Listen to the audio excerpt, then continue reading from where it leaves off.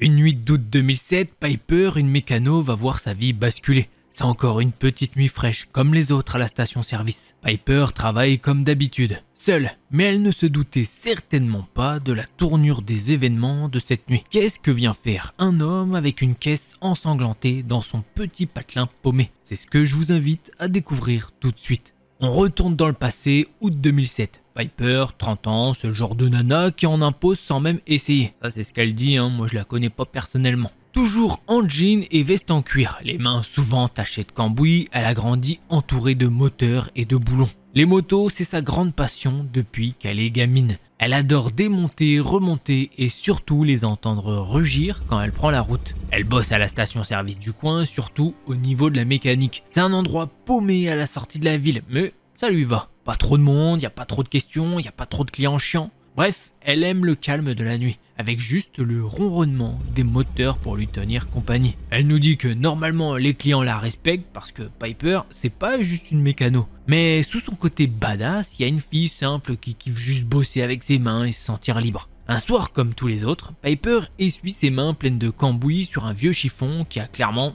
déjà bien vécu. C'est normal, on connaît. Ce soir, la station-service est hyper calme, un petit peu comme d'habitude, mais bon. Perdue à la sortie de la ville, il n'y a pas grand monde qui passe ici la nuit. Mais Piper, elle kiffe ce genre d'ambiance. La radio grésille un vieux morceau de country, genre le truc que ton grand-père écouterait. Et ça résonne dans tout l'atelier. Piper vient de finir de rafistoler une vieille Ford qui avait bien besoin d'un coup de neuf. Elle range ses outils en jetant un œil à l'horloge murale et il est pas loin de 21h. Elle se dit que si tout va bien, la nuit sera pépouse. Mais là, bam! Un bruit chelou de moteur qui galère à fond. Elle lève la tête, intriguée, et voit une caisse complètement défoncée se pointer devant la station. Les phares illuminent vite fait l'intérieur de l'atelier avant de s'éteindre. Piper plisse les yeux en voyant l'état de la bagnole. Et là, le petit détail qui tue, le coffre est taché de ce qui ressemble beaucoup à du sang. Ouais, c'est super rassurant. Le conducteur sort de la voiture, il regarde autour de lui, genre super nerveux, et Piper remarque direct son tatouage avec une tête de mort sur la joue. Bon, comme elle le dit, franchement, c'est pas le genre de mec qui te met en confiance. Elle aspire un grand coup et s'avance vers lui, essayant de pas trop montrer qu'elle flippe un petit peu quand même. Bonsoir, est-ce que je peux vous aider? Le gars la fixe et ses yeux bougent pas, comme un prédateur qui évalue sa proie. Il a ce petit rictus en coin, pas vraiment un sourire, mais plutôt une menace déguisée. J'ai eu un petit accident, j'ai besoin que vous regardiez ça. Piper, elle hoche la tête, normal, c'est une pro. Donc, elle dit ok, je vais jeter un œil. Et là, plus elle regarde, plus elle sent son cœur battre à fond. Les traces de sang sur le coffre, ça lui plaît pas du tout. Mais elle reste cool, professionnelle, elle essaye du moins. Elle ouvre le coffre et là, son regard s'arrête direct sur une couverture imbibée de sang. Pas juste quelques taches ou quoi, non. C'est comme si quelqu'un avait vidé un demi-seau. Son instinct de mécano repère aussi une clé rouillée coincée dans la serrure du coffre. Comme si quelqu'un avait essayé de le forcer. Frisson directement, mais Piper reste pro. Alors je sais pas comment elle fait, bravo à elle. Pas question de montrer qu'elle a capté que ça pue l'embrouille. Qu'est-ce qui s'est passé? Elle dit ça d'un ton détaché, elle essaye du moins. Et le gars hausse les épaules comme si c'était rien. Ah, je percutais un animal, rien de grave, Ouais, bien sûr, Piper sait qu'il y a un truc qui cloche. Mais elle décide de la jouer prudente parce que bon, le gars a clairement pas l'air net. Elle referme le coffre et se retourne vers lui. Elle retourne à l'avant, soulève le capot et regarde ce qui gêne un peu. Elle referme le capot et se retourne vers le gars et lui dit « Ok, je vais voir ce que je peux faire. Vous pouvez attendre à l'intérieur si vous voulez. » Le gars hoche la tête et se dirige vers la boutique de la station. Piper le regarde s'éloigner avec une boule d'angoisse qui lui tord le ventre. Elle sait qu'elle doit faire quelque chose. Mais quoi? Piper regarde le gars entrer dans la boutique. Elle souffle un bon coup, genre « Ok, respire ma grande ». Mais franchement, elle le sent pas ce type. Il y a un truc qui cloche à mort. Pendant qu'il fait genre qu'il téléphone, elle décide de retourner fouiller sa caisse. Elle s'approche, le cœur qui tambourine comme si elle venait de courir un marathon. Elle rouvre le coffre et soulève la couverture pleine de sang. Elle sait qu'elle devrait pas se concentrer là-dessus. Mais non, ça lui trotte dans la tête, qu'est-ce que ce mec a fait? Et là, bien sûr, elle tombe sur des traces de sang séchées et des bouts de tissu arrachés. Pas besoin d'être Sherlock Holmes pour capter que ça pue l'embrouille. La nausée monte, mais elle serre les dents. Pas le moment de flancher. Elle referme le coffre, l'air de rien, et retourne à la boutique. Le gars est toujours là, téléphone collé à l'oreille. Mais il a l'air encore plus stressé qu'avant. Genre le mec transpire la culpabilité. Piper, elle essaye de la jouer tranquillement, mais dans sa tête, c'est panique à bord. Elle fait mine de ranger des papiers derrière le comptoir. Tout va bien, monsieur? Le gars lève les yeux et son regard est hyper flippant. Genre, t'as clairement pas envie de croiser ce mec dans une ruelle sombre. Ouais, tout va bien. Comme je vous l'ai dit, c'était juste un petit accident. Piper, elle hoche la tête, mais elle sait qu'elle doit bouger. Là, maintenant, elle attrape le vieux téléphone fixe de la boutique et compose le numéro des flics. Mais évidemment, la ligne grésille et ça coupe direct. Sérieux? Elle pose le combiné, essayant de pas trop montrer qu'elle est à deux doigts de péter un câble. Bon, ok, elle réfléchit à un plan B. Elle doit trouver une autre solution. Elle jette un coup d'œil au gars qui commence à marcher dans la boutique. Genre, il cherche quelque chose. Ou quelqu'un. Il finit par raccrocher son appel et se pointe vers elle. Vous avez besoin de quelque chose en attendant que je répare ça? Le gars la fixe avec ses yeux perçants et c'est comme si le temps s'arrêtait. Non, non, ça va. Je vais juste attendre ici. Bon, Piper, elle se dit oh super, mais elle garde son sourire un petit peu là pour faire genre. Elle recule vers l'arrière-boutique, l'air de rien, et sur son plan de travail, eh bien elle cherche son téléphone portable. Elle le trouve pas. Et pourtant, à l'époque, c'était quand même des gros téléphones. Elle le cherche, elle est désespérée et elle se dit mais c'est pas vrai, il est où ce con? Elle relève la tête pour jeter un œil à l'avant. Le gars est toujours là, mais il bouge un peu trop, genre il est en mode prédateur. Pas le choix, faut qu'elle trouve un moyen d'agir, et vite. Elle réfléchit et là, elle entend des pas lourds derrière elle. Elle se retourne et devine qui elle voit. L'homme au tatouage de tête de mort. Et en plus, il est pas tout seul malheureusement. Il y a un gars qui est rentré dans la station-service également. Sa première pensée, c'est de se dire tant mieux, c'est quelqu'un qui va peut-être pouvoir m'aider. Sauf que, au vu de sa dégaine, il a l'air d'être pote avec ce gars. Bon alors, ça avance ce problème. C'est ce que le gars lui dit et Piper essaye de pas trembler. Pas le moment de paniquer, faut la jouer fine. Ouais, je cherchais les bons outils pour votre voiture. Ah ouais? Parce que moi, j'ai plutôt l'impression que tu veux me jouer un mauvais tour. Ok, là, Piper sent son cœur battre comme un fou. Elle avale sa salive et tente de garder son calme. Non, promis, je veux juste vous aider, je cherchais vraiment des outils, c'est tout. Mais le tatoué fait un signe au gars qui est rentré, qui est donc son acolyte. Écoute ma cocotte, on veut juste que tu répares la voiture. Pas d'embrouille, ok? Alors tu restes là et tu fais ce qu'on te dit. Et tout ira bien. Sinon, tu verras. Piper hoche la tête, même si elle sait que c'est du pipeau, ces mecs ils sont pas là pour un simple dépannage. Mais bon, elle doit gagner du temps. Ok, je vais m'en occuper, j'ai besoin de mes outils, je vous jure. Ok, mais on te lâche pas des yeux ma grande. Piper, elle a les mains moites, le cerveau en surchauffe. Elle attrape une clé à molette et fait semblant de bricoler sous le capot. Mais en vrai, elle cherche un plan, un échappatoire, n'importe quoi. Derrière elle, ça chuchote, les deux gars parlent à voix basse, mais elle capte des bribes. Et franchement, ça pue l'embrouille. On doit se débarrasser d'elle. Ouais, mais d'abord, faut que la voiture roule. Piper sent un frisson glacé lui traverser le dos. Là, c'est officiel, elle est en danger. Elle inspire un grand coup et se dit qu'il faut tenter un truc. Maintenant, elle s'approche de la sortie du garage et le pote du tatoué la bloque.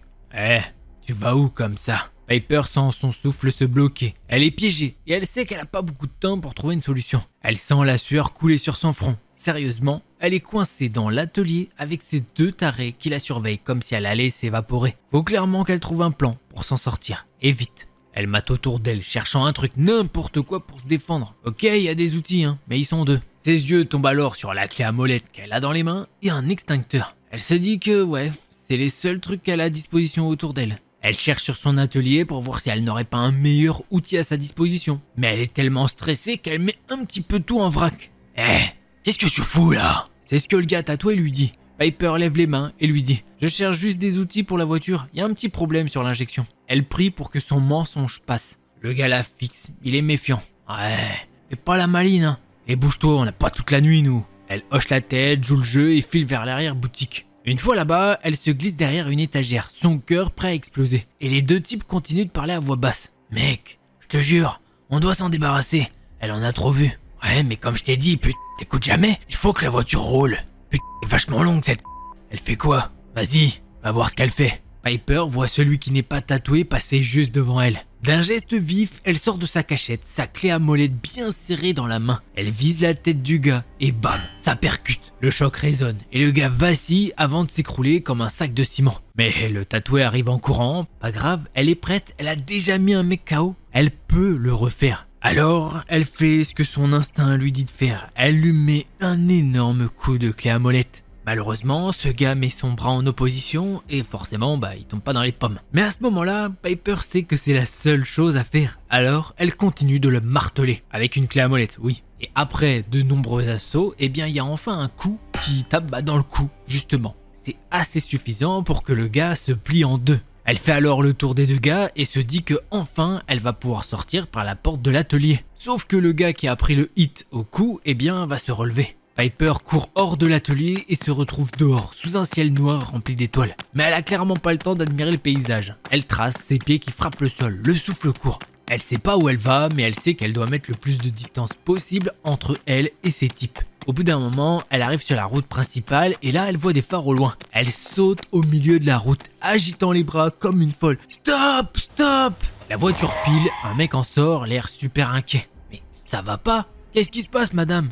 Appelez la police, il y a 2 gars à la station, ils veulent me tuer. Le type hoche la tête, sort son téléphone et compose direct. Le gars lui dit venez, montez dans la voiture. Piper rentre dans la voiture et s'écroule sur le siège passager. Elle est vidée, mais au fond, elle se sent un petit peu soulagée. Elle a réussi à s'échapper. Quelques minutes plus tard, elle peut voir les 2 gars sur la route. Elle fait alors signe au conducteur de démarrer un petit peu. Et sur le chemin, ils peuvent voir la voiture de flic. Alors Piper lui demande de faire demi-tour afin de suivre les flics. Ils se rendent à la station-service et elle va parler aux policiers. Elle leur dit que c'est elle qui les a appelés. Elle est au bord des larmes, toute l'adrénaline est retombée. Elle raconte tout à la police, elle fait une description des 2 hommes et surtout ce qu'elle a vu de terrifiant dans la voiture. Les policiers prennent sa déposition mais n'ont pas l'air très intéressés par son histoire. À ce moment-là, Piper ne se sent pas hyper rassurée. Alors elle va fermer la station-service et pour vous dire, elle va même partir avec le gars qui l'a sauvée sur la route. De là, j'aimerais vous dire que c'est une happy end et qu'ils ont fini en couple et tout, mais non, ils sont juste devenus amis, ce qui est déjà pas mal. Piper, elle écrit qu'elle se croyait forte, badass et tout, elle se la jouait un petit peu, mais que face à la réalité du danger, les chocottes, ça monte très vite. Les 2 jours après ça, elle n'est pas allée travailler. Le 3e soir, elle est partie là-bas, elle avait une boule d'angoisse. Mais heureusement, elle ne les a jamais recroisés. Et voilà, c'est comme ça que se termine ce thread. Et oui, d'ailleurs, en parlant de ça, à la fin, elle dit « Ouais, moi je me croyais un petit peu forte et tout, que j'aurais fait ça, ça, ça. » Et c'est sûr, parce que j'en vois dans les commentaires des fois qui disent « Mais moi, je comprends pas pourquoi elle a pas fait ça, moi j'aurais fait ça. » Oui, mais non, parce que c'est plus facile de dire « Ouais, moi j'aurais fait ça. » Mais quand t'es face à la situation, c'est pas pareil. Chacun réagit différemment en fonction de son caractère. Et puis même des fois, il y a des gens qui n'ont pas un caractère genre de sauveur et tout. Et des fois, on voit des histoires réelles où le mec, il arrive, il y a une attaque, je sais pas, dans une gare. Et le gars, je sais pas pourquoi, pof, il devient un héros. Alors que pourtant, il a même pas ce caractère-là, tu sais, il est tranquille et tout. Enfin, il lui-même ne savait pas qu'il allait être un héros. Donc voilà, on passe au second thread.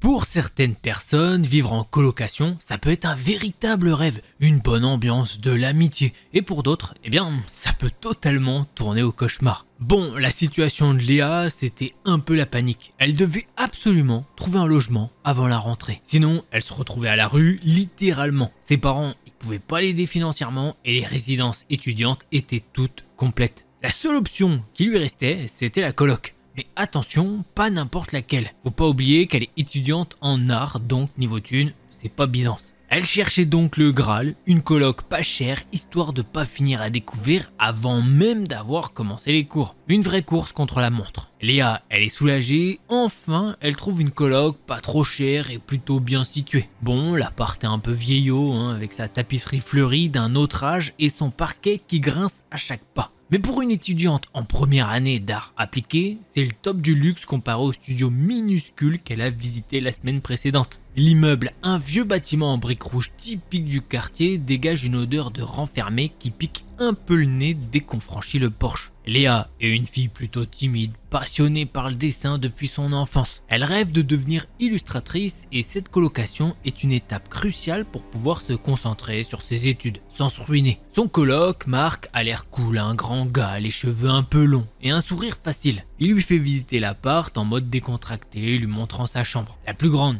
évidemment, mais bon. Elle s'y attend. La cuisine équipée et la salle de bain avec sa baignoire sur pied qui fait son petit effet. Marc a un sourire un peu trop insistant qui met Léa mal à l'aise. Il porte un t-shirt noir délavé et un jean troué aux genoux. Un look un peu négligé qui contraste avec l'appartement plutôt propre. T'inquiète, je suis pas trop présent. Je bosse souvent le soir et les week-ends. donc t'auras la paix. C'est ce qu'il lui dit le gars. Bon, Léa, elle pense que c'est parfait. Elle a besoin de calme pour bosser sur ses projets. Les premières semaines se passent sans accroc, Léa s'installe, accrochant ses posters, rangeant ses affaires. Marc est effectivement peu là, donc c'est un vrai fantôme. Quand ils se croisent, c'est pour un rapide ouais, salut, un échange banal sur la météo, etc. Là, vous allez me dire, bon bah Delcor, ça se passe plutôt bien tout ça. Bon, vous le savez, forcément, à un moment, ça va partir en cacahuète. Du coup, il y a des petits trucs qui commencent à perturber la tranquillité de Léa. Des bruits la nuit, comme des grattements secs, comme si quelqu'un raclait le plancher avec ses ongles. Ça résonne dans l'appartement en pleine nuit et ça réveille Léa en sursaut. Une tasse posée sur la table du salon se retrouve le lendemain matin sur le plan de travail de la cuisine, alors qu'elle est certaine de ne pas l'avoir touché. Un livre qu'elle est sûre d'avoir laissé sur son bureau atterrit sur son lit. Des détails insignifiants, mais qui, mis bout à bout, créent une atmosphère bizarre. Un soir, alors qu'elle est plongée dans un croquis, Léa a la sensation d'être observée. Cette sensation est de plus en plus présente, comme un poids sur ses épaules. Elle a l'impression que quelqu'un l'épie. Elle relève la tête, balaye la pièce du regard, mais rien. Juste l'ombre des meubles et le silence de l'appartement. Pourtant, cette impression persiste, une présence invisible qui lui glace le sang. Un soir, Léa rentre plus tôt que prévu. Elle a oublié son carnet de croquis. En ouvrant la porte de l'appartement, elle entend des chuchotements provenant de la chambre de Marc. Bref, elle laisse couler et elle va qu'à ses occupations. Depuis un petit moment, Marc est assez bizarre envers elle. Enfin, surtout, il lui parle de choses que d'habitude il ne lui dit pas. Là, il fait beaucoup allusion à l'occultisme et il parle de celui avec le S, là, vous voyez, clac clac, les cornes si vous ne regardez pas l'écran. Et à force, ça met notre petite Léa très mal à l'aise. Un soir, après une énième discussion sur ce sujet-là, eh bien elle décide d'aller chez son ami. Eh bien après cette nuit chez son ami, Léa hésite à remettre les pieds dans l'appart. Mais bon, elle habite là, elle peut pas faire autrement. Elle ouvre la porte d'entrée avec une appréhension palpable. L'appartement est silencieux, mais une atmosphère lourde et froide y règne, comme si l'air était chargé d'électricité statique. Elle se dirige vers la chambre de Marc et la porte est toujours entrouverte. Léa entre prudemment. La chambre est en désordre, des vêtements jonchent le sol, des livres sont éparpillés sur le lit, ainsi qu'une boîte à chaussures. Bien évidemment, elle n'aurait pas dû l'ouvrir, ça lui appartient pas. Mais vous connaissez la curiosité humaine. Elle l'ouvre et à l'intérieur, elle peut trouver des dessins. Des symboles étranges, des cercles entrelacés, des figures difformes avec des yeux exorbités. Il y a aussi des dessins de silhouettes humaines dont les visages sont gribouillés, effacés avec une violence contenue. Mais surtout, le plus troublant, eh bien, ce sont des dessins qui représentent le S, celui avec les cornes. L'encre rouge qui recouvre certains dessins a une odeur métallique qui rappelle vaguement celle du sang, mais sans être aussi prononcée. En fouillant davantage la boîte, elle découvre un vieux cahier à spirale, caché sous les dessins. Elle l'ouvre et les premières pages contiennent des notes banales, des listes de courses, des numéros de téléphone. Puis, à force, l'écriture change. Elle devient plus nerveuse, plus saccadée. Des phrases étranges apparaissent. Il est là, il veut sortir, il murmure mon nom. Plus loin, Léa trouve des descriptions d'une soirée entre amis. Une soirée qui a mal tourné. Ils auraient utilisé une planche de Ouija. Marc décrit l'excitation du début, puis l'atmosphère qui s'est alourdie. Les messages qui sont devenus de plus en plus inquiétants. Il parle d'une présence qui s'est manifestée, d'une voix qui a répondu à leurs questions. Il ne mentionne pas explicitement une possession, mais il décrit un sentiment d'oppression, une sensation d'être observé, d'être manipulé. Soudain, Léa entend un bruit derrière elle. Elle se retourne et voit Marc. Il est debout dans l'encadrement de la porte, le regard vide, les yeux cernés. Il semble pas la voir. Il commence à marmonner des paroles incompréhensibles. Les mêmes chuchotements qu'elle a déjà entendus de sa part. Là, Léa se dit « Ok, alors lui, je pense qu'il est en train de planer, il a fait un mauvais trip. » Léa referme le cahier en sursaut et le repose dans la boîte. Elle recule lentement,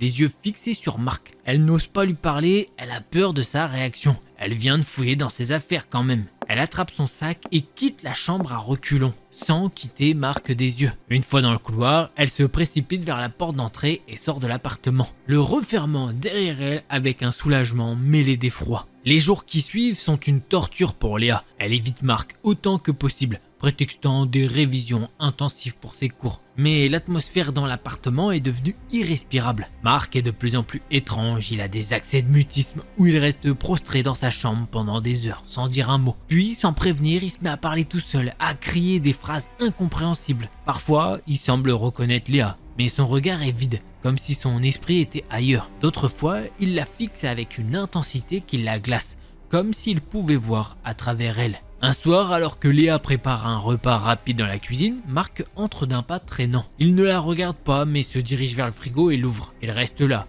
immobile, fixant l'intérieur comme s'il cherchait quelque chose. Puis, sans raison apparente, il referme la porte avec violence, faisant sursauter Léa. Il se retourne alors vers elle, les yeux brillants d'une lueur étrange. « Tu sais, il est là !» Léa, terrifiée, recule instinctivement. « Comment ça? Qui est là ?» Marc ne répond pas. Il se contente de la fixer avec un sourire inquiétant. Puis il se retourne et quitte la cuisine sans un mot. Une nuit, Léa est réveillée par des bruits étranges provenant de la chambre de Marc, un peu comme d'habitude. Des grattements, comme si quelqu'un griffait les murs, suivis de chuchotements indistincts. Elle essaye de se rendormir, mais les bruits persistent, devenant de plus en plus forts, de plus en plus insistants. Finalement, elle se lève, le cœur battant à tout rompre. Elle s'approche de la porte de la chambre de Marc et tend l'oreille. Les grattements sont devenus frénétiques, comme si une bête essayait de s'échapper. Les chuchotements se font plus clairs, c'est comme s'il parlait à voix haute. Elle distingue maintenant des mots, des bribes de phrases. « Sors, laisse-moi partir !» Soudain, un violent coup est frappé contre la porte, la faisant trembler sur ses gonds. Léa recule d'un bond, terrifiée. Elle entend Marc crier à l'intérieur de sa chambre. Des cris de douleur et de terreur mêlés à des paroles incompréhensibles. Prise de panique, Léa attrape son téléphone et compose le numéro de la police. Elle explique la situation d'une voix tremblante, incapable de retenir ses larmes. Pendant qu'elle parle avec le standard, les cris redoublent, suivis d'un silence soudain, glaçant. Quelques minutes plus tard, la police arrive. Ils enfoncent la porte de la chambre de Marc et y découvrent une scène choquante. Marc est prostré dans un coin de la pièce, recroquevillé sur lui-même, tremblant de tout son corps. Il marmonne des paroles incohérentes et son regard est perdu dans le vide. Les policiers appellent une ambulance. Marc est amené à l'hôpital. Et Léa, encore sous le choc, explique aux policiers ce qu'elle a vu et entendu, leur montrant le cahier où Marc décrit la séance de Ouija. Bon, les policiers n'en ont que faire de ces blablas, mais ils prennent quand même sa déposition et lui conseillent de se faire accompagner par un professionnel pour surmonter cette épreuve. Après cet événement traumatisant, Léa a du mal à retrouver une vie normale. Elle fait des cauchemars toutes les nuits, revivant sans cesse les cris de Marc et l'atmosphère terrifiante de l'appartement. Elle décide de déménager et de trouver un autre logement, loin de cet endroit. Plus tard, elle apprendra que Marc souffre de troubles psychologiques graves. Du coup, elle ne sait pas s'il avait déjà des problèmes avant cette séance de Ouija, ou est-ce que cette séance de Ouija a fait que ça a déclenché des trucs, ou est-ce qu'il était sous l'effet de la séance de Ouija. Elle en sait rien et elle ne croit pas forcément à ce genre de choses. De son côté, dans la conclusion, elle dit qu'elle pense plutôt qu'il était sous grosse substance, même si en vrai, elle ne l'a jamais vu consommer devant elle. Donc, le mystère reste pas résolu. Voilà, tout simplement. On ne sait pas. Est-ce que la séance de Ouija, ça se trouve, le mec était vraiment possédé, hein? On ne sait pas. Voilà, on peut pas dire beaucoup plus sur ce truc puisqu'on n'en sait rien. En tout cas, quand même assez flippant, mine de rien. Hein. T'as le coloc, tu sais pas ce qu'il fait, il est chelou. Elle a bien fait de déménager à force, voilà quoi. Allez, on passe au prochain thread.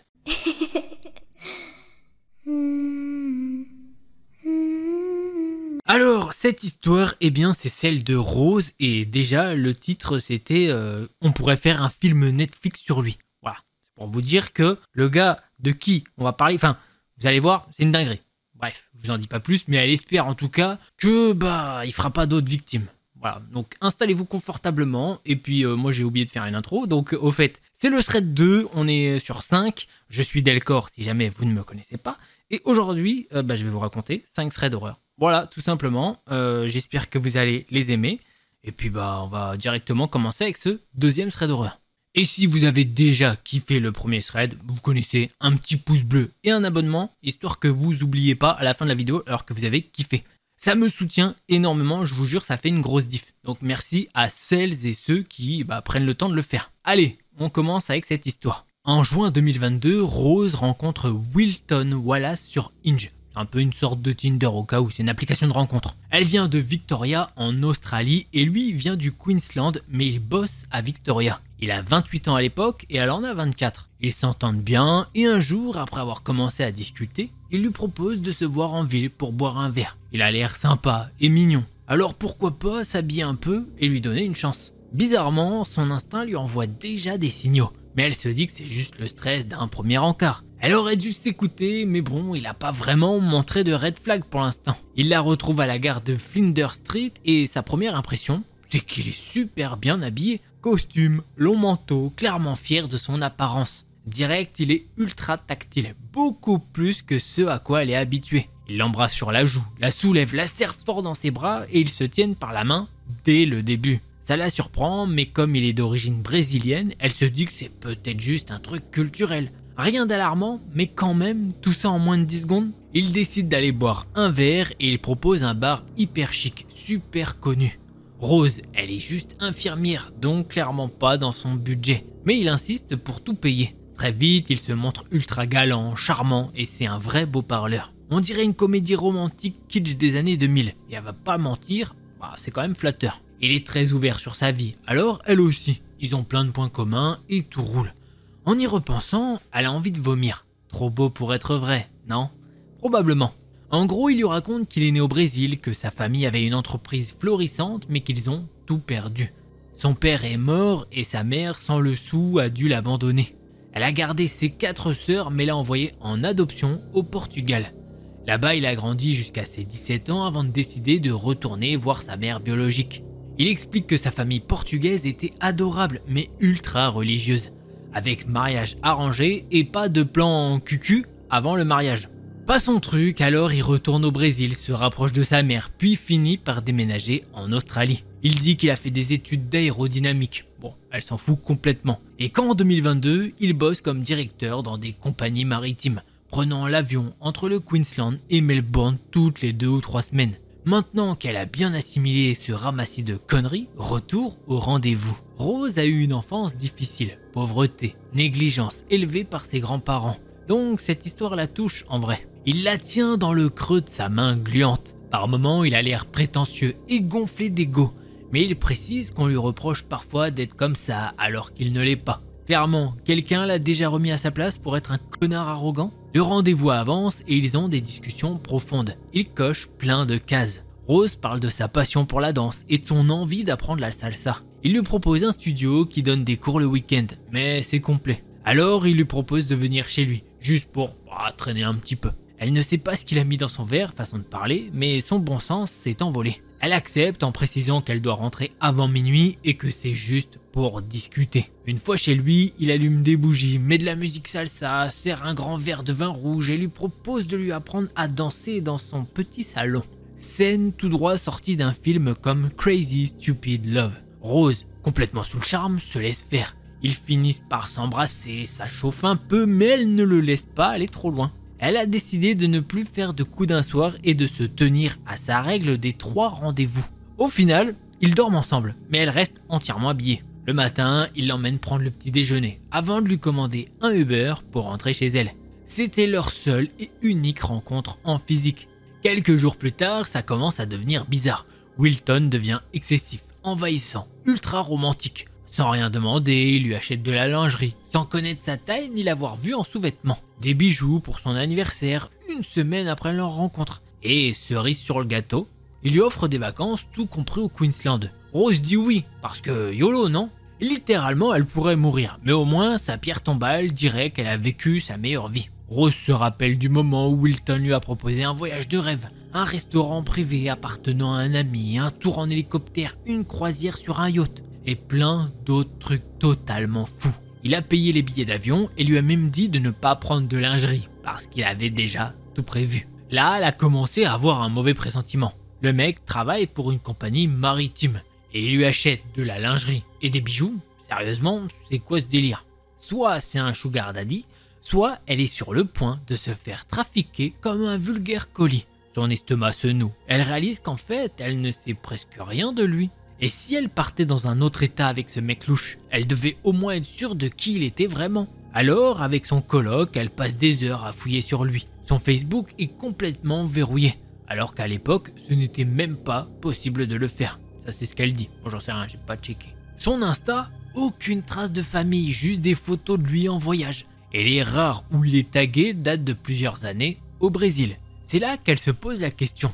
Est-ce que son nom est vraiment Wilton Wallace? Parce que ça sonne pas du tout brésilien ou portugais. Ça ressemble plus à un nom de personnage de dessin animé. Elle décide de creuser plus loin et cherche son numéro sur l'application de sa banque via PayID.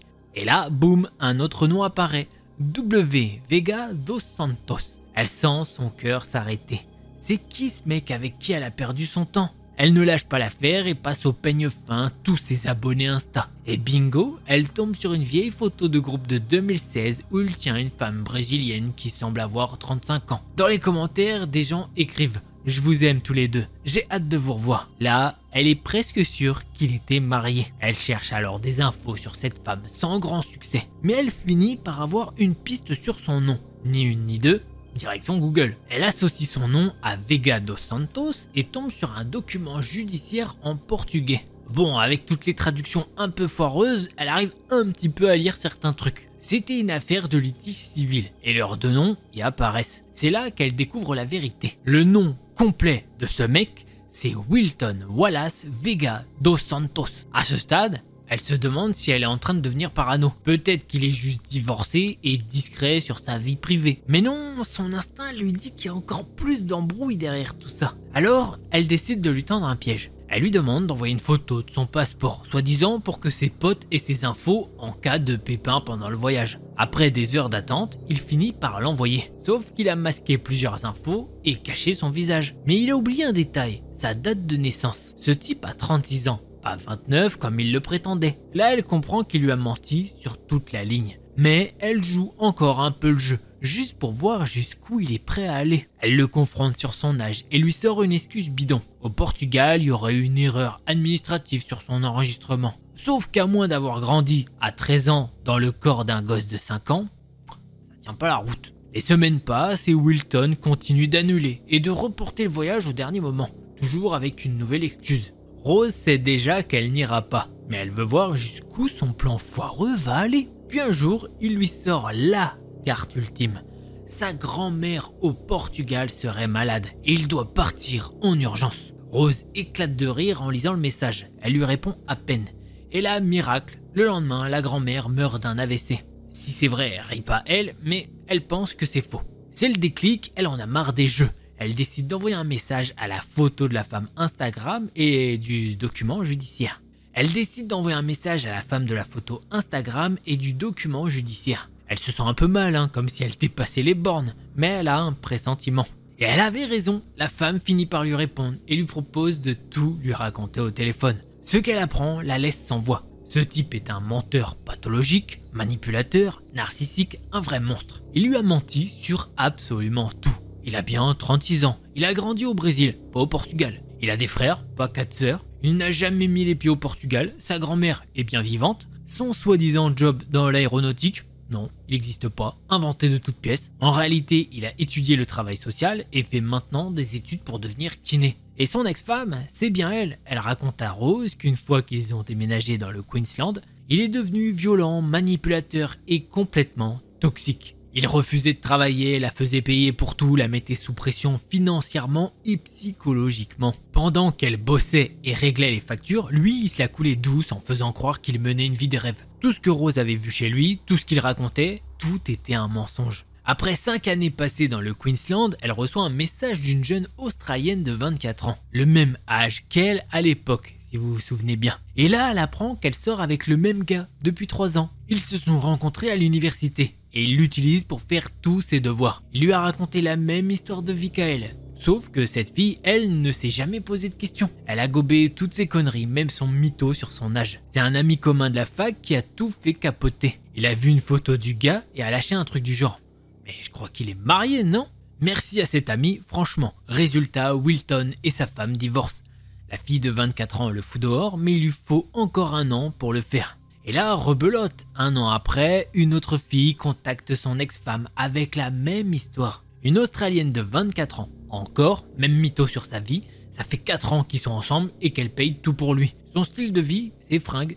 2 ans plus tard, son ex-femme se dit qu'il a peut-être enfin changé. Mais lol, non, parce qu'un jour, c'est Rose qui contacte l'ex-femme. Et Rose, elle se doute qu'il a encore quelques meufs sous la main. Ses plans ont sûrement changé à cause d'elle. L'une d'entre elles doit encore raquer pour ses billets d'avion toutes les 2 ou 3 semaines. Et comment vous dire, les vacances, les bijoux et la lingerie qu'il lui a offert, c'était sûrement le fric d'une autre meuf. Forcément, Rose était furieuse, elle l'a ghosté parce que c'est la meilleure façon de faire chier un narcissique. Il l'a bombardé de messages pendant des semaines, SMS, Insta, WhatsApp, Facebook. Finalement, elle a décidé de jouer un peu. Elle lui a balancé qu'elle savait des trucs et qu'il ferait mieux de parler. elle a rien précisé, ni de ce qu'elle savait, ni comment elle l'avait appris. Mais lui, direct, il lui a dit qu'il voulait être totalement transparent et qu'il prendrait l'avion pour Melbourne pour la voir. Il devait penser qu'elle connaissait, allez, à peine 1% de la vérité. Elle a hésité à la voir juste pour écouter ses prochaines conneries.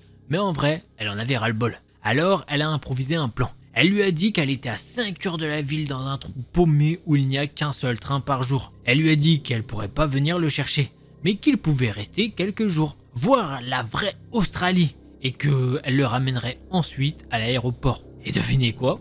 Il l'a fait. Il a pris un vol de 2h30, s'est tapé 5 heures de train et est arrivé en pleine Cambrousse. Là, elle lui a demandé de lui envoyer une photo de là où il était, et elle était tranquillement chez elle, en pyjama, devant un film.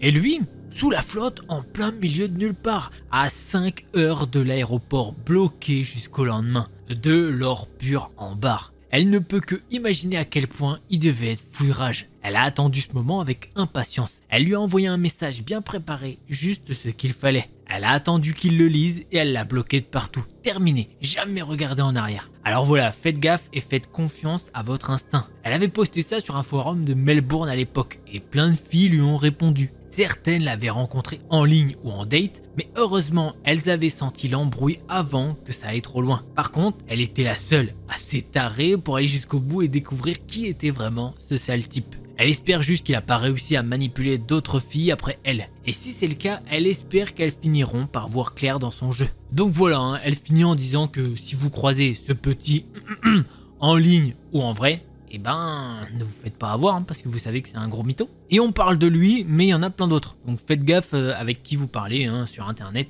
et même dans la vraie vie, puisque ça allait dans la vraie vie là. Et voilà, franchement, elle a vraiment bien fait. Moi j'ai bien aimé, je vais pas vous mentir, les petites recherches un petit peu là, des clac clac clouc, elle a bien fait, franchement. Ça, en plus ça donne une histoire de fou. Je sais pas ce que vous en avez pensé, je l'ai kiffé. Voilà. On se retrouve pour le 3e thread.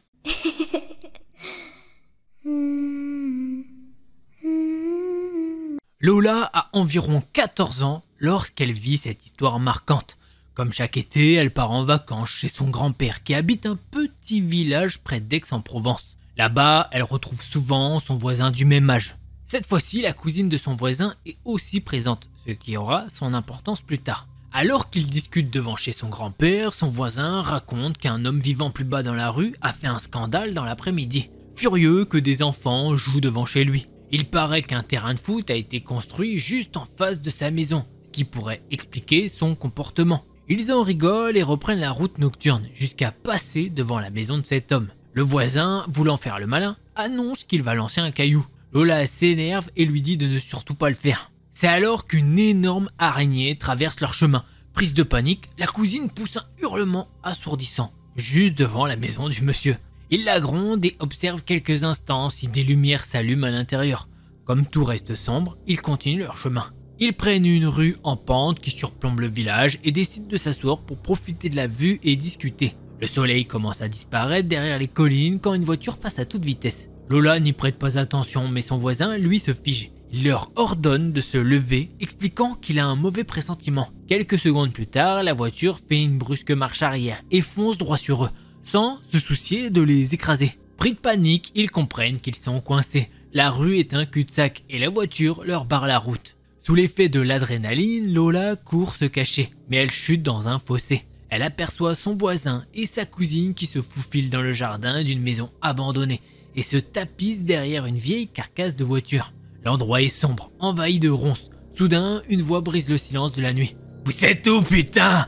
Je vais vous retrouver, vous en faites pas !» L'homme descend sa voiture plus bas dans la rue pour les chercher à pied. Lola sent la peur l'envahir et elle est persuadée que c'est fini. Son voisin, furieux, veut jeter sur l'homme pour, selon ses mots, lui casser la gueule. Tandis que sa cousine pleure et fait du bruit. Lola réfléchit vite. Elle sort son téléphone et appelle ses parents, qui sont chez des voisins en train de jouer à des jeux de société. Heureusement, ils répondent et lui disent qu'ils arrivent immédiatement. Un silence pesant s'installe. Cachés dans l'obscurité, ils n'osent plus respirer. Puis la voix de la mère de Lola résonne au loin. Sans hésiter, les 3 adolescents courent vers elle en larmes. Sa mère leur explique que son beau-père a pris la voiture pour bloquer celle de l'homme et qu'ils sont en train de s'expliquer. En arrivant, Lola aperçoit l'homme face à ses parents. Il tient un couteau suisse dans la main. Il hurle qu'il avait besoin de sommeil et que leur cri l'a réveillé, le rendant fou. Il prétend avoir appelé la police, mais ne les voyant pas arriver, il a voulu s'occuper d'eux lui-même. Sa colère est incontrôlable, il soulève son t-shirt et montre une cicatrice expliquant qu'il a un cancer du sein. Sa mère lui rétorque qu'elle en a eu un aussi, mais que ce n'est pas une excuse pour foncer sur des enfants avec une voiture. Peu après, la police arrive enfin. Pourtant, au lieu d'agir, il se contente de calmer les esprits et de renvoyer chacun chez soi. Lola et ses amis paniquent à l'idée que l'homme puisse revenir, mais la police leur ordonne de se taire. Les jours passent, ils reprennent leur balade nocturne, mais avec plus de prudence. Quelques années plus tard, ils apprennent que cet homme a un jour poursuivi sa propre mère avec un fusil en la menaçant de mort. Il est interné en hôpital psychiatrique puis décède quelques années plus tard. Depuis, Lola se demande sans cesse ce qui se serait passé si ses parents n'étaient pas intervenus. Elle réalise aussi à quel point l'adrénaline peut pousser à faire n'importe quoi. Sur le moment, elle avait même envisagé de grimper sur un toit pour échapper à l'homme. Elle se souvient aussi qu'elle n'a rien ressenti physiquement à cause du stress. Pas de peur des araignées, aucune douleur due aux ronces qui s'enfonçaient dans sa peau. Elle retient une leçon essentielle de cette nuit. Toujours avoir son téléphone sur soi et garder son calme dans des situations de danger. Voilà, c'est comme ça que se termine notre petite histoire et elle a une particularité. C'est qu'elle nous est partagée par une abonnée de la chaîne. Donc déjà, un grand merci à toi de nous l'avoir partagée. Ça me fait très plaisir. Et si jamais toi aussi tu veux partager une histoire, ça se fait sur delcorstory@gmail.com. Effectivement, là le voisin était pas commode du tout. Bon, ok, il a des problèmes, je suis d'accord, mais effectivement, il voulait limite les écrabouiller avec sa voiture. Il voulait le buter. Moi, je manque de sommeil, ok. Après, il faut savoir que le sommeil, c'est vraiment un truc. Je peux dire que moi aussi, quand il me manque un peu de sommeil, je vais pas vous mentir, je suis pas le plus gentil du monde, hein, mais bon, j'aurais pas tué quelqu'un. Mais voilà, mais le sommeil, c'est un vrai truc. Je sais que les gens, sous manque de sommeil, il peut se passer v'là les choses. Histoire trop bien. Allez, on passe à la prochaine.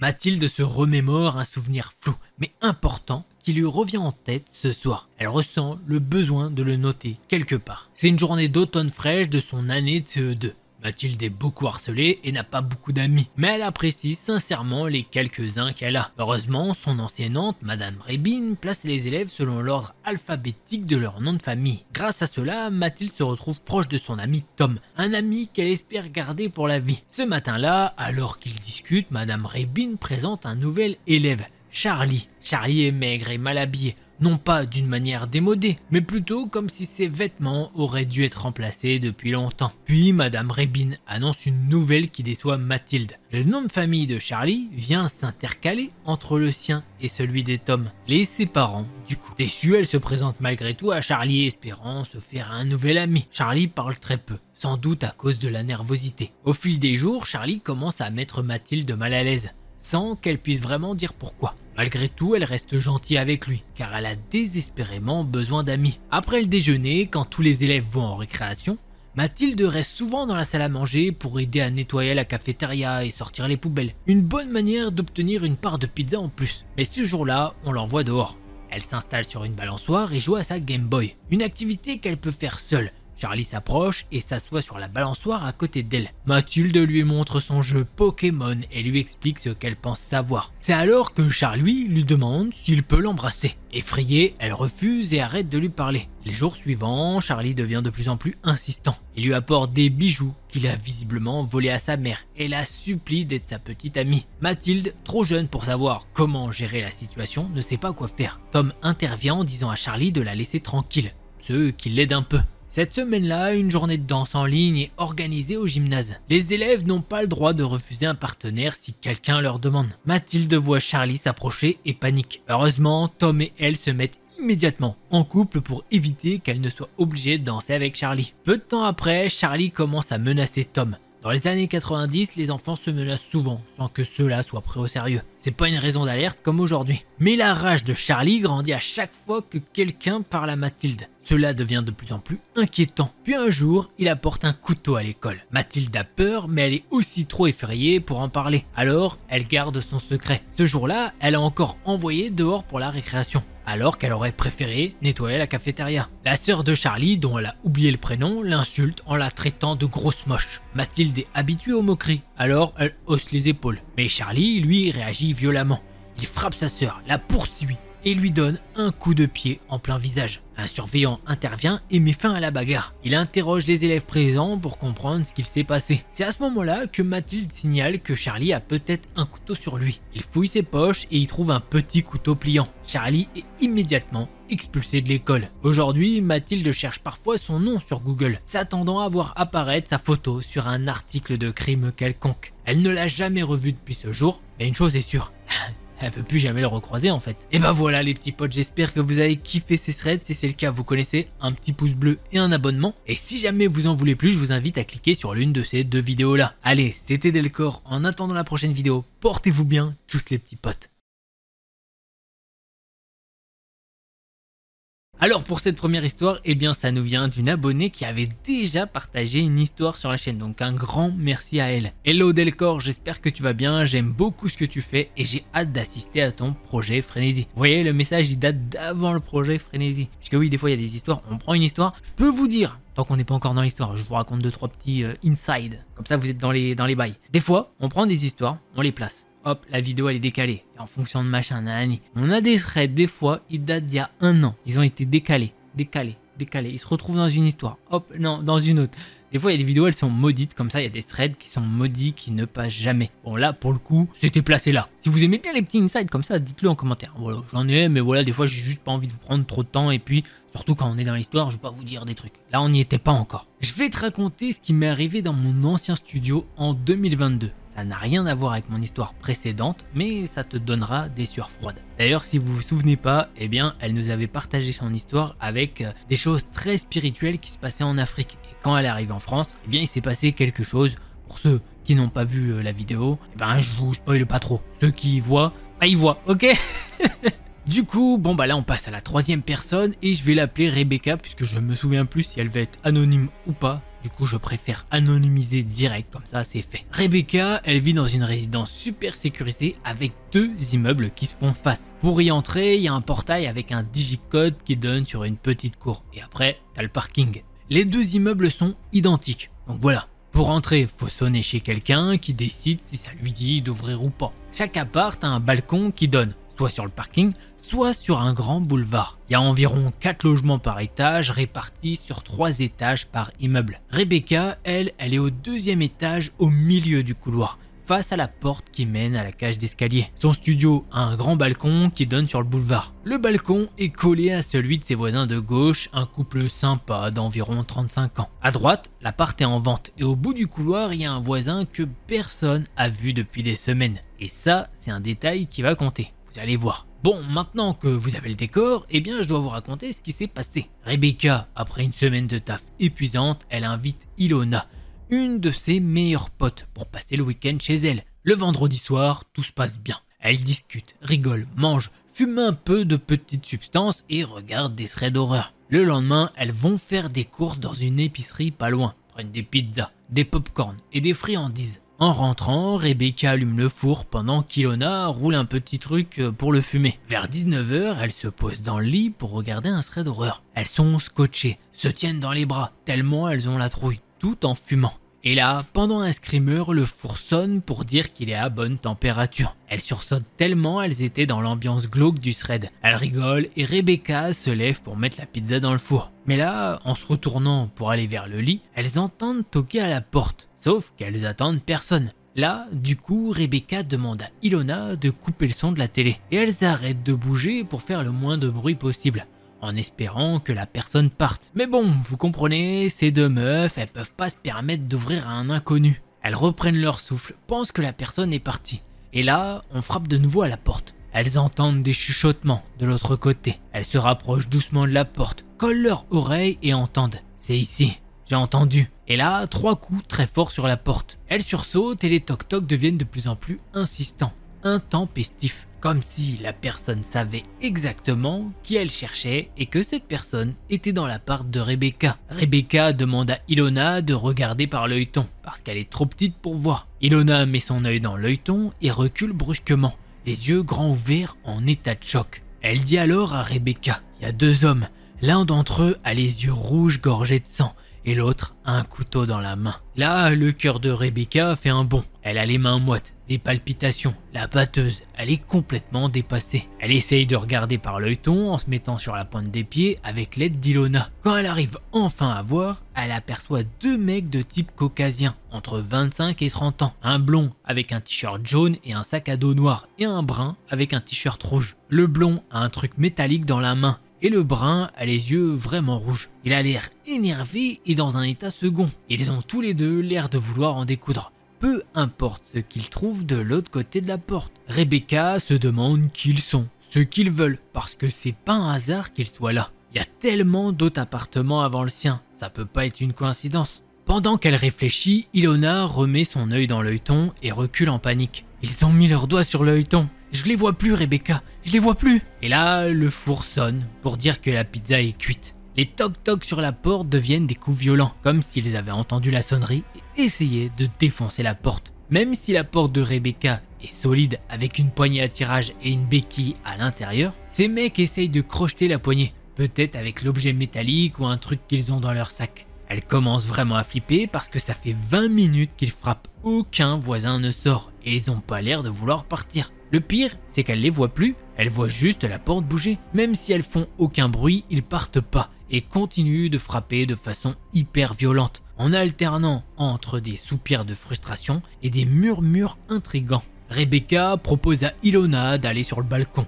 Une fois sur le balcon, elle voit à travers la fenêtre de l'appartement de droite, celui qui est censé être en vente, l'homme blond avec un couteau. Rebecca dit à Ilona, « Ils ont réussi à squatter l'appartement d'à côté, Ilo. » Elle recule discrètement, Rebecca tient la main d'Ilona et lui dit, « On peut rien faire, on est au 2e étage. Il faut qu'on prenne nos téléphones et qu'on escalade chez les voisins de gauche. Au moins, on sera plus en sécurité avec un couple. » Elles prennent leur téléphone sur le lit, entendent toujours la porte bouger de façon hyper agressive et retournent sur le balcon pour escalader chez les voisins de gauche. Leurs deux balcons sont séparés par une vitre. Alors, elles commencent par passer une jambe puis l'autre par-dessus leur rambarde, en agrippant celle des voisins. Elles avancent petit à petit vers la gauche et finissent par repasser par-dessus la rambarde des voisins. Avec l'adrénaline, elles ont même pas eu peur. Elles voulaient juste être le plus loin possible de ces mecs. Un peu plus confiante, elle frappe sur la baie vitrée en demandant de l'aide, mais personne répond. Ilona regarde Rebecca en tremblant et lui dit « Ils sont pas là ?» Rebecca lui répond « On doit s'asseoir par terre,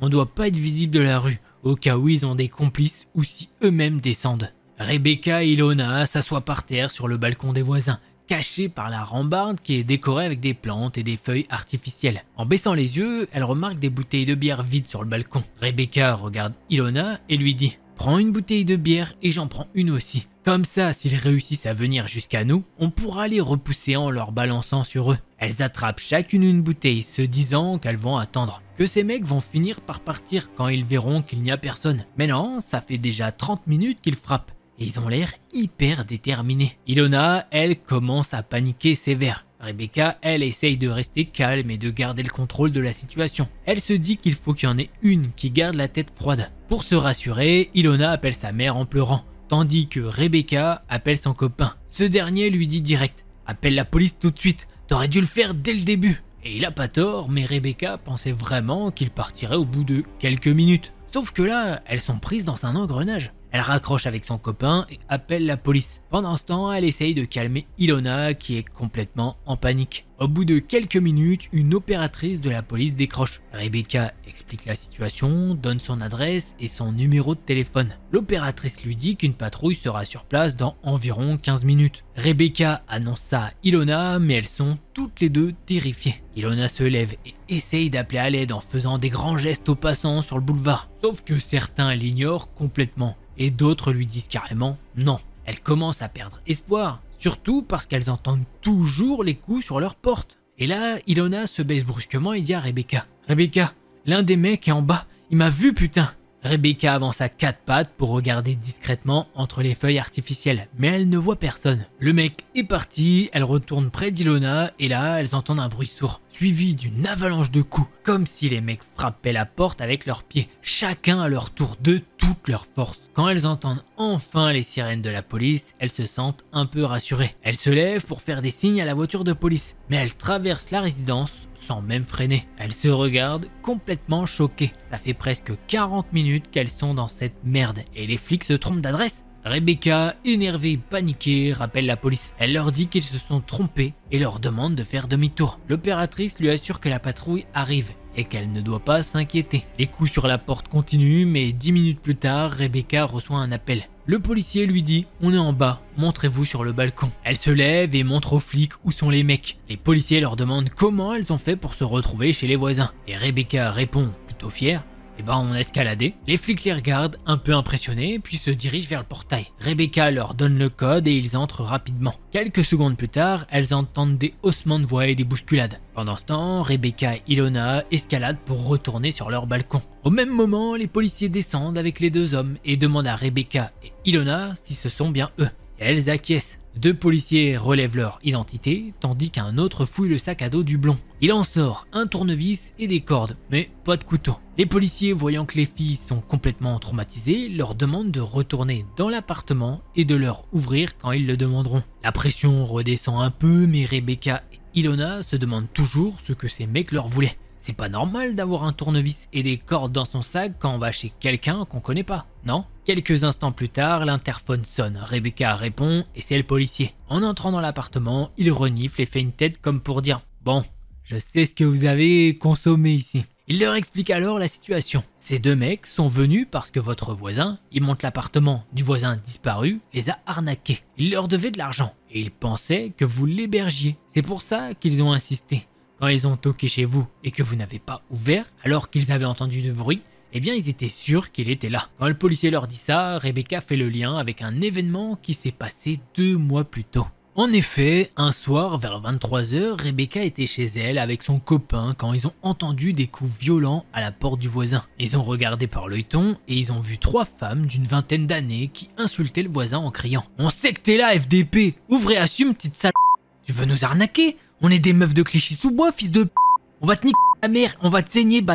Ouf si t'es un homme !» Bon, ces insultes étaient accompagnées de coups de pied violents sur la porte et de tentatives pour l'ouvrir avec un pied de biche. Elles avaient presque réussi quand le voisin a finalement ouvert. Et là, c'était la pire erreur de sa vie. Les 3 femmes se sont jetées sur lui, le rouant de coups de pied, de coups de poing et de pieds de biche. Malgré ses supplications, il y avait du sang partout. Sur le sol, les portes, les murs du couloir. Elles l'ont ensuite traîné dans la cage d'escalier, puis en bas, où des hommes l'attendaient. Rebecca et Ilona entendaient depuis le 2e étage les coups qui résonnaient dans le hall, puis dehors. Ensuite, elles ont entendu une voiture démarrer, et depuis ce jour, elles n'ont plus jamais revu ce voisin, ni dans l'immeuble, ni même ailleurs. À l'époque, personne n'avait appelé la police. Elles se sont longtemps demandé s'il était mort, en prison, ou s'il avait juste fui pour éviter des représailles. Mais jusqu'à aujourd'hui, elles n'ont toujours pas eu la réponse. Le policier leur dit « Bon, comme ils savent que vous n'avez rien à voir avec lui, on n'a pas besoin de les interpeller. Ils vont rentrer chez eux et on a leur identité. » Rebecca était un peu surprise qu'on les laisse partir comme ça, alors qu'ils avaient été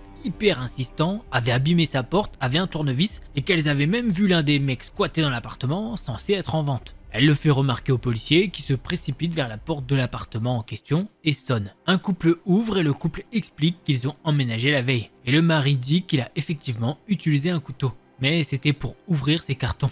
Bon ok, elles ont confondu à cause de la fumette et de la panique, mais à leur décharge, le nouveau voisin est blond, porte un t-shirt jaune, et elles n'étaient pas au courant de la vente de l'appartement. Du coup, le lien entre ces éléments a été vite fait dans leur tête. Pour les rassurer, le policier leur dit que ses collègues et lui vont s'assurer que les 2 jeunes hommes partent définitivement avant de démarrer leur voiture. Il leur souhaite une bonne soirée et descend les escaliers. Après avoir fermé la porte à clé, Rebecca et Ilona soufflent un bon coup, se font un gros câlin entre copines et soulagées, se rendent sur le balcon. Elle voit les 2 mecs encore en bas qui les fixent, puis il tourne la tête vers les policiers et enfin, il lève à nouveau les yeux vers elle. Celui aux yeux rouges et au t-shirt rouge sourit. Un des policiers leur ordonne d'un ton ferme de partir. À cet instant, ils commencent à s'éloigner. Après 10 mètres, ils se retournent tous les 2 une dernière fois vers elle, sourient avant de disparaître dans l'horizon. 1 heure après avoir traumatisé Rebecca et Ilona. Ce soir-là, elles avaient eu leur dose d'horreur. Après avoir réchauffé leur pizza, elles ont mis une comédie pour penser à autre chose. Elles ont dégusté la pizza et les pop-corn, mais elles ne pouvaient pas s'empêcher de se demander ce qui se serait arrivé si elles avaient ouvert la porte.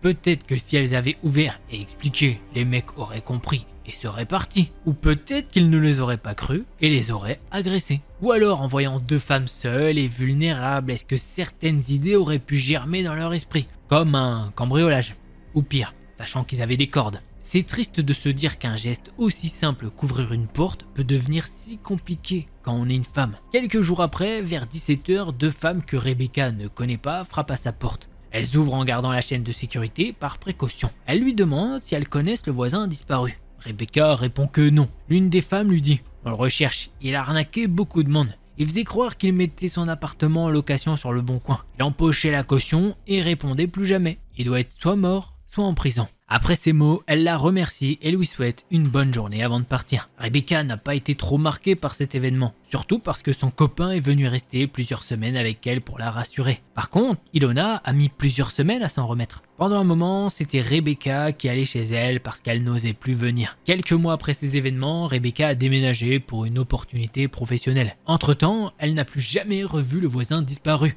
ni les femmes qui l'ont frappé, ni les 2 hommes tournevis. Et le couple de voisins n'a jamais su qu'elles étaient passées par leur balcon. Voilà, c'est comme ça que se termine cette histoire de fou. À la fin de l'histoire, l'abonné me demandait si ça allait me plaire. Bah oui, l'histoire est ouf, vraiment trop bien, enfin trop bien. On se comprend, hein. Mais je dis pas à l'abonné, oh putain, trop bien, cool d'avoir vécu ça. Non, c'est que bah nous, pour le lore, pour le raconter, oui, c'est bien. Après, effectivement, on aurait préféré que tu le vives pas. Clairement, c'est mieux. Il y a plusieurs points à souligner, effectivement. Le voisin qui vient d'acheter un appartement, lui, il y a directement des embrouilles dans le bordel. Il est en mode putain, je viens d'acheter un appart, c'est la zone un peu là. Voilà. Ilona et Rebecca, elles ont pas de chance. Vraiment, en plus la pizza qui sonne, histoire de dire machin, non, ça vous allez vous faire cook. Et t'as quoi? T'as les mecs qui sont trop chelous et franchement, je sais pas s'ils auraient compris parce que quand même quand ils se sont barrés à la fin, tu vois, ils étaient très insistants, les regardant tout le temps, tu vois. Et aussi ce qui me choque, c'est les policiers. Les policiers sont en mode non mais vous inquiétez pas, hein, on va leur laisser un peu courir un peu avant. Je sais pas pourquoi ils parlent comme ça, mais tu vois, parce qu'ils sont un peu cons. Je suis désolé, autant vous... Je suis désolé, mais les mecs ils viennent quand même de défoncer une porte, ils ont un pied de biche, ils ont un couteau, enfin non, ils ont pas de couteau apparemment, ils ont un tournevis, ils ont des cordes dans un sac. Je sais pas, ça vous dit pas, ça fait une demi-heure qu'ils sont en train de défoncer la porte. Ils ont quand même des mauvaises intentions, ce serait bien de les prendre une petite heure au poste ou quoi. Je sais pas, une petite heure histoire de dire, bon les gars, parce que s'ils voulaient, ils revenaient, hein, tout simplement. Et en dernier point, l'abonné qui disait bah ouais, c'est fou quand on est une femme de pas pouvoir répondre. Et bah moi je vous dis que même maintenant, même en homme, tu te dis je vais pas répondre parce qu'il faut savoir que si le mec rentre chez toi et qu'il te défonce, s'il est pas armé, eh bien il fait ce qu'il veut. Voilà, c'est la France maintenant de nos jours. Vous savez que maintenant il y a des cambriolages qui se finissent très mal. La personne essaye de se défendre puisque bah elle est chez elle, hein, t'as pas envie de te faire cambrioler. Eh bien tu es mise à défaut parce que tu t'es défendu. Voilà, c'est le contexte actuel de la France. Voilà, bref, on va pas trop épiloguer là-dessus, mais voilà, bof. Allez, on passe au prochain thread et encore un grand merci à toi de nous avoir partagé ton histoire.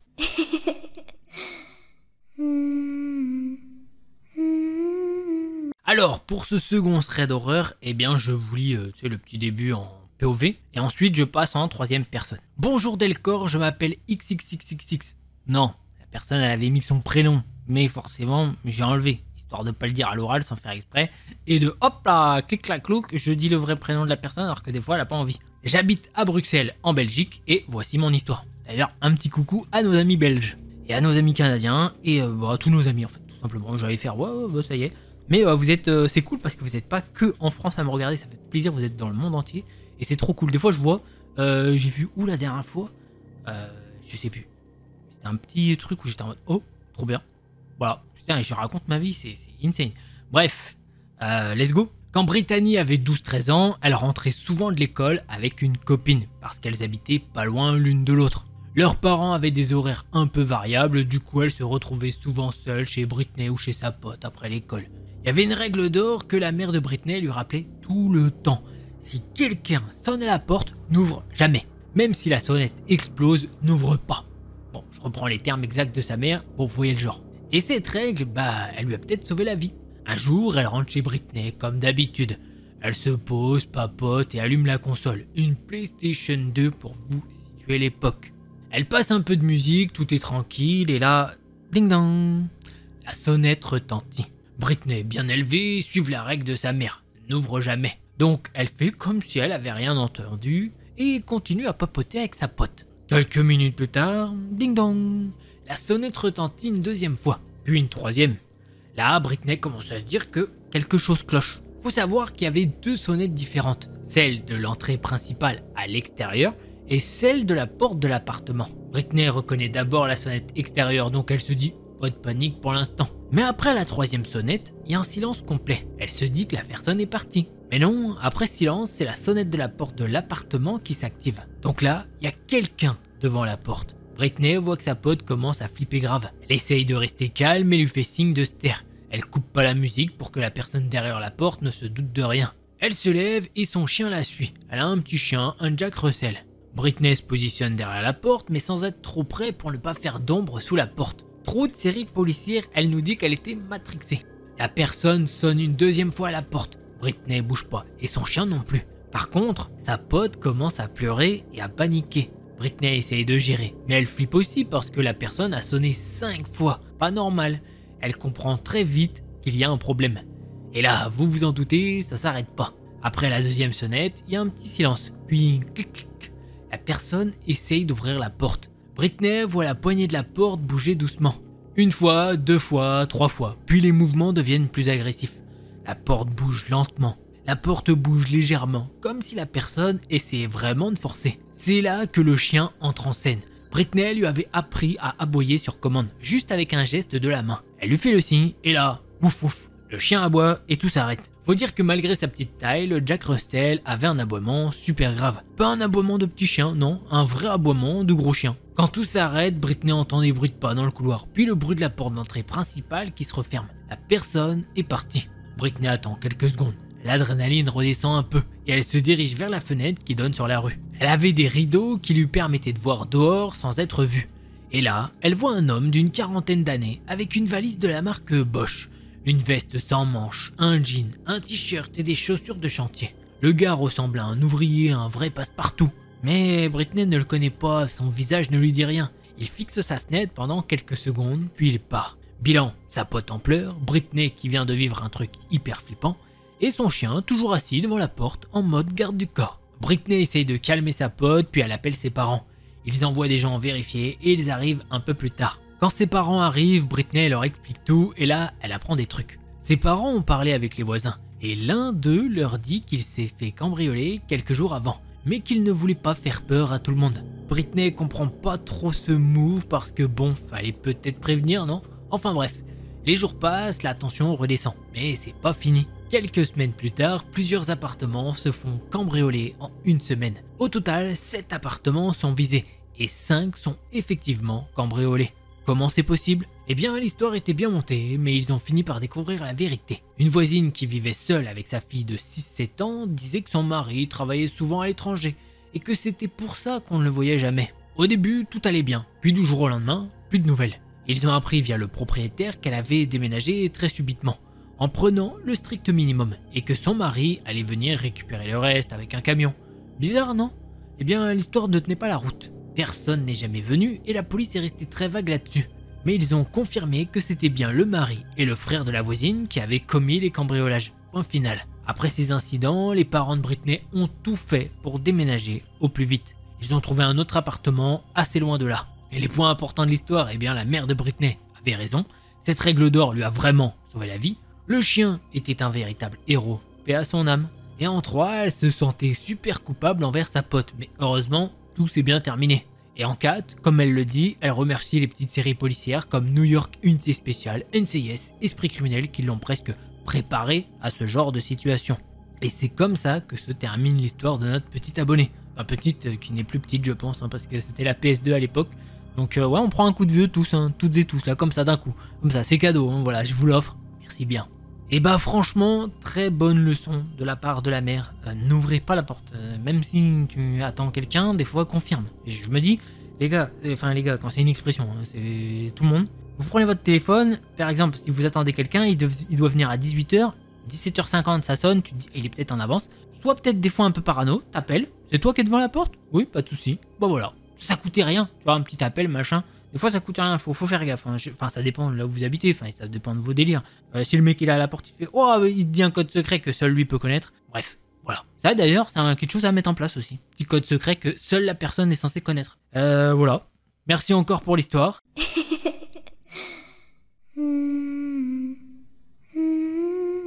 Laura a 18 ans quand cette histoire se produit. Aujourd'hui, elle en a 32. À l'époque, elle travaille comme assistante aux pompiers. Un soir, une femme appelle en disant qu'elle est la veuve d'un pompier décédé et qu'elle cherche quelqu'un pour réparer l'ordinateur de son petit-fils qui vit avec elle. Laura a déjà suivi des cours d'informatique et a l'habitude de recevoir des demandes d'amis ou de famille pour ce genre de service. Elle prend le numéro de la femme et promet de la rappeler plus tard. Avant de donner suite à la demande, Laura demande à un sergent des nouvelles de la femme et mentionne le nom de son mari décédé. Le sergent confirme qu'elle est bien celle qu'elle prétend être et qu'ils sont au courant de ses appels à l'aide pour diverses raisons. Rassurée, Laura rappelle la femme et lui propose un prix pour son travail. La femme accepte et elles conviennent d'un jour pour l'intervention. Le jour venu, Laura rassemble son matériel et se rend à l'adresse donnée. L'appartement est situé dans le centre-ville, dans un vieil immeuble résidentiel dont la sonnette ne fonctionne pas. Comme le lui indique un homme qui sort de l'immeuble. Elle attend 30 à 40 minutes avant que la femme ne réponde au téléphone et la laisse entrer. L'appartement se trouve au 5e étage et il n'y a pas d'ascenseur. Laura monte donc les escaliers avec son matériel. Quand la femme ouvre la porte, Laura entre et est immédiatement frappée par la saleté des lieux et l'odeur insoutenable. L'appartement est infesté de cafards et elle doit se retenir de vomir. Elle ne s'attendait pas à un tel état, surtout sachant que la femme touche une pension de veuve d'un pompier, ce qui devrait suffire à subvenir à ses besoins et à ceux de son petit-fils. En passant près de la salle de bain, elle remarque que la baignoire semble ne jamais avoir été nettoyée. Une fois installée devant l'ordinateur, Laura commence à travailler pendant que la femme parle sans cesse. Elle se plaint de sa solitude et complimente Laura sur son physique. Elle lui propose plusieurs fois à manger et à boire, mais Laura refuse systématiquement. Soudain, le petit-fils entre dans la pièce. Il semble avoir 7 ou 8 ans, mais parle comme un bébé. La femme n'arrête pas de lui dire à quel point Laura est gentille et qu'elle va réparer son ordinateur. Le garçon demande un verre de lait et la femme part dans la cuisine pour le lui préparer. Pendant son absence, il fixe Laura, sans rien dire. Elle tente de lui parler, mais il ne répond pas. Un frisson lui parcourt l'échine. Elle a l'impression d'être dans un film d'horreur, comme si quelque chose d'affreux allait se produire. Quand la femme revient, Laura remarque qu'elle tient un couteau dans une main, en plus du verre de lait. La femme prétend qu'elle prépare le déjeuner et retourne dans la cuisine. Le malaise de Laura s'intensifie.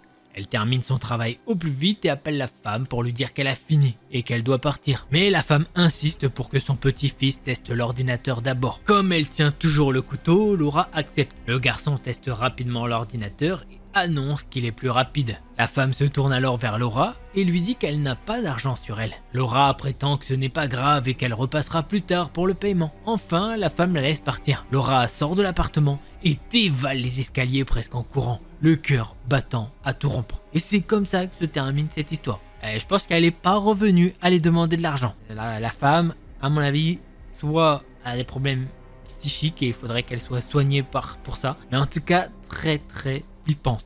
Heureusement, Laura, elle s'est dit, ouais, pas grave, hein, garde tes 10 balles là, c'est pas grave, allez, moi je me casse. Petite histoire assez courte et c'est comme ça que se termine notre vidéo. J'espère que vous l'avez kiffé. Si c'est le cas, vous connaissez un petit pouce bleu et un abonnement. Et si toi aussi tu veux partager une histoire, ça se fait sur delcorstory@gmail.com. Tu peux aussi me suivre sur Insta. Ça mange, c'est gratuit. Alors ça mange pas de pain, j'allais dire. Et puis voilà, si jamais vous en voulez plus, je vous invite à cliquer sur l'une de ces deux vidéos là. Un grand merci d'avoir regardé cette vidéo. Je vous dis à la prochaine. Ciao les petits potes.